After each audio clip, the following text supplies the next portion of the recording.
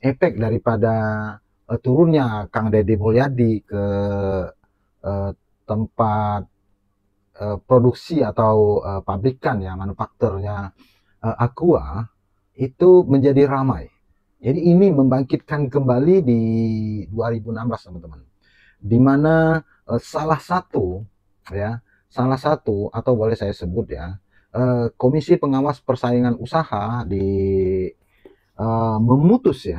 memutus pada nomor 22 KPPU 1 2016, memutus pihak Aqua atau Danone Group memutus antara Tirta Investama dan Balina Agung Perkasa ya. Balina Agung Perkasa waktu itu dikenakan dengan di bawah kendali atau distributor dari Aqua atau Danone ini, didenda kira-kira hasilnya menjadi 20 miliar. Dan persaingan antara Le Mineral dengan Aqua ini menjadi tesis saya teman-teman. Judulnya nih, penguasaan pasar dalam persaingan usaha produk air minum dalam kemasan. Studi putusan Komisi Pengawas Persaingan Usaha nomor 22 garis miring KPPU strip 1 garis miring 2016. Nah, ini teman-teman ya. Ini tesis saya S2 di Universitas Sriwijaya ya teman-teman ya. Jadi kalau mengingat ke sana ada rasa gimana-gimana gitu loh. Dan ini nih, ini hasil tesis saya ya. Tesis saya waktu itu. Dan ini dekannya Profesor Febrian SHMS, waktu itu beliau masih doktor teman-teman.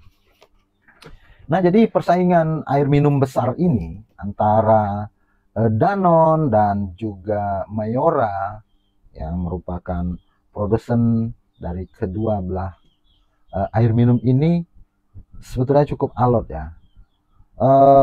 Jadi efek dari, kalau ini teman-teman ya, kalau sekedar adanya putusan KPPU paling berpengaruh di saham ya teman-teman, paling berpengaruh di saham waktu itu, seingat-ingat saya ya, paling berpengaruh di saham.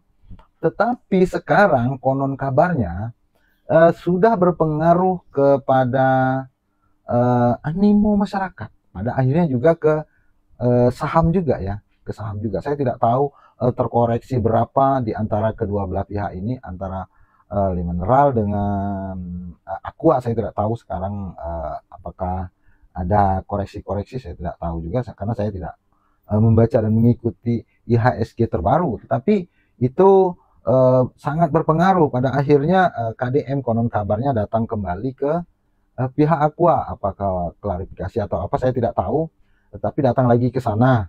Memang saya tidak mengatakan apakah saya bukan orang hidro ya, bukan orang perairan, apakah air ini memang baik atau tidak. Hanya saja jujur masyarakat akan melihat yang selama ini dikatakan iklannya airnya dari gambarnya nih, air yang turun dari pegunungan, air mungkin air terjun dan sebagainya. Jadi animo masyarakat itu pada akhirnya menganggap oh airnya dari sumur bor, seolah-olah seperti itu. Bahkan ada sebentuk grafis ya, grafis dari air pegunungan dia masuk ke dalam tanah dan tetap air pegunungan juga, dan itu dibor. Tapi itu saya tidak sampai ke sana ya. Saya hanya menanggapi secara hukum persaingan usaha itu menjadi kesempatan-kesempatan pihak-pihak tertentu, apakah dari hasil temuan atau memang sudah terbiasa. Ada juga yang mengatakan bahwa semua atau hampir semua air minum yang digunakan itu, kabarnya ini ya, disclaimer, tidak semua, tapi ada yang mengatakan hampir semua air dibor katanya, bukan langsung di gimana-gimana tuh, seperti itu. Menyangkut bagaimana usaha-usaha besar ya, usaha-usaha besar per air minuman, air minum dalam kemasan. Karena itu sangat berpengaruh sekali, apalagi sudah menyangkut konsumen-konsumen kecil seperti kita, orang per orang ini akan berpengaruh. Oh, saya tidak mau minum itu, tidak mau minum ini.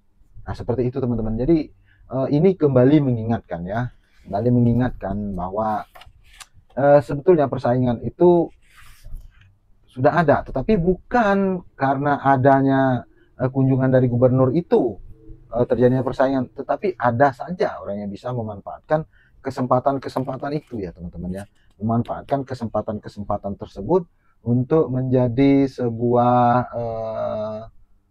apa ya, menjadi sebuah seolah-olah validasi beginilah kenyataannya. Dan ini memang menurut saya kita juga harus berhati-hati ya teman-teman ya, harus berhati-hati. Dan ini teman-teman hasil tesis saya dulu mengenai persaingan antara